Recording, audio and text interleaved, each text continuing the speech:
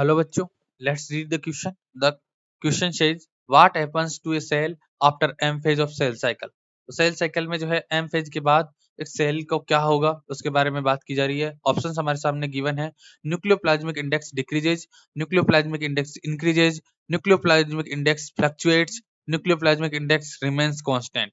तो यहाँ पर अपन सेल साइकिल की बात करें तो सेल साइकिल में आप लोगों को सबसे पहले G1 फेज देखने को मिलेगी, उसके बाद एस फेज देखने को मिलेगी, उसके बाद G2 फेज और G2 फेज के बाद एम फेज। एम फेज में आप लोगों को जो है प्रोफेज, एम फेज में आपको प्रोफेज, मेटाफेज, एनाफेज, टीलोफेज ये आप लोगों को देखने को मिलेगी। प्रोफेज के बाद मेटाफेज, मेटाफेज के बाद एनाफेज, एनाफेज के बाद आपको लास्ट में देखने को मिलेगी यहाँ पर टीलोफेज।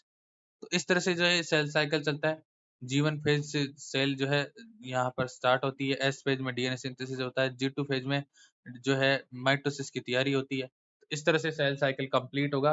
तो यहाँ पर न्यूक्लियोप्लाज्मिक इंडेक्स के बारे में हमें 4 स्टेटमेंट दिए हुए। सबसे पहले जानते हैं न्यूक्लियोप्लाज्मिक इंडेक्स होता क्या है। तो न्यूक्लियोप्लाज्मिक इंडेक्स जो है इसको सिंपली डिफाइन किया गया है।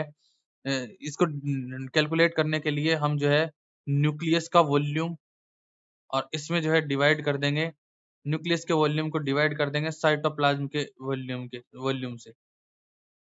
साइटोप्लाज्म के वॉल्यूम से अगर डिवाइड कर दिया जाए, या अपन इसको ऐसे लिख देते हैं volume of nucleus divided by volume of cytoplasm. अगर इससे डिवाइड कर दें तो ये कहलाता है nucleoplasmic index Ni। Nucleoplasmic index जो है क्या होता है, न्यूक्लियस का वॉल्यूम डिवाइडेड बाय साइटोप्लाज्म का वॉल्यूम, ये न्यूक्लियोप्लाज्मिक इंडेक्स कहलाता है। अब यहाँ पर अपन देखते हैं कि जो G1 फेज है, ये जो इंटरफेज की बात की जा रही है जिसमें G1s G2 फेज 3 फेज आ रही है, इसको जो है इंटरफेज आई फेज के नाम से भी जानते हैं। और इसके बाद दूसरी फेज है एम फेज। तो इन दोनों फेज में अपन बात करें तो G1 फेज के बाद एस फेज में क्या होता है, डीएनए सिंथेसिस होता है।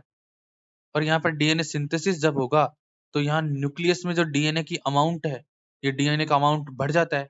तो यहाँ पर जो है अगर एस फेज में बात करें या इंटर फेज में बात करें तो नॉर्मली जो है G1 से पहले अगर न्यूक्लियोप्लाज्मिक इंडेक्स की वैल्यू अगर n थी, तो यहाँ पर अगर इंटरफेज से जस्ट पहले n थी तो इंटरफेज के जस्ट बाद ये वैल्यू क्या हो जाएगी, क्योंकि डीएनए का अमाउंट जस्ट डबल हो जाएगा, न्यूक्लियस का वॉल्यूम जस्ट डबल हो जाएगा और साइटोप्लाज्म तो उतना ही है, तो ये वैल्यू 2n हो जाएगी।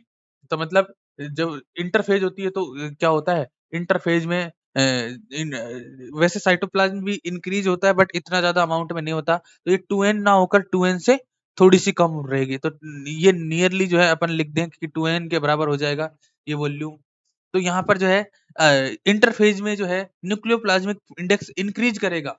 लेकिन अगर हम बात करें एम फेज में, तो एम फेज में जो है एम फेज के बाद, तो एम फेज के बाद क्या होता है, ये जो सेल्स जो है सेल जो डिवाइड करेगी और एक सेल से कितने सेल बन जाएंगे, 2 सेल बन जाएंगे। तो यहाँ पर जो ये जो इंक्रीज हुआ था ये वापस से क्या हो जाएगा, सेल जो है वापस से जब 2 सेल बनती है एक सेल से, तो एम फेज के बाद ये सेल्स जो है कौन सी अवस्था में आ जाती है, ये नॉर्मल शेप एंड साइज में आ जाएगी। तो नॉर्मल शेप साइज में जब आ जाएगी, न्यूक्लियस का अमाउंट भी उतना ही रहेगा, न्यूक्लियर कंटेंट भी दोनों में एन एन रहेगा।